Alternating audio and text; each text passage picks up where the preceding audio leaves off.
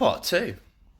So if you saw the last one, this is about us opening a full-time martial arts centre post-COVID, and some of the hiccups, some of the trials and tribulations, if you will, of doing so sort of in the current market. So I'm not going to try and stand in and say that, oh, I'm some great entrepreneur. Yeah, that's not me. But I've ran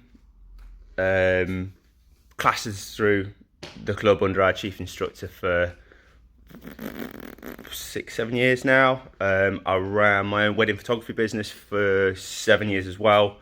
And it got to the point where, for me, I had to make a choice at one point. So the weddings were going quite well, but the martial arts was simply going better. And I had to make that decision of which do I pick. Martial arts won.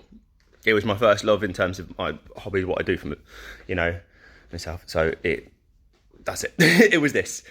But the first big issue that we really came across for this was just sort of figuring out the logistics of opening somewhere that suited our needs within our price budget. Okay, so we are what you'd sort of call a affordable club, shall we say. I know there's a lot of clubs that have got various price points through the market. I'm not necessarily going to go into that particularly, but we are lower in terms of monthly tuitions and stuff like that. Our grading fees are not that steep. Our license fees are not that steep. Our equipment fees are not that steep.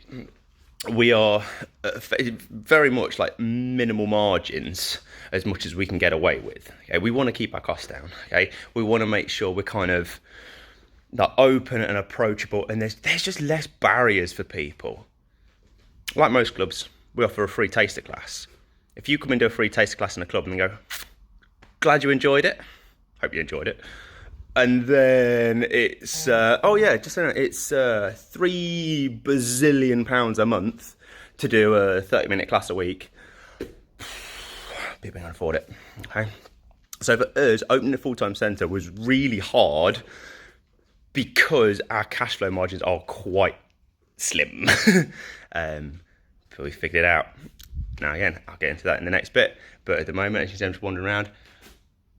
It is a good, usable space for what we need.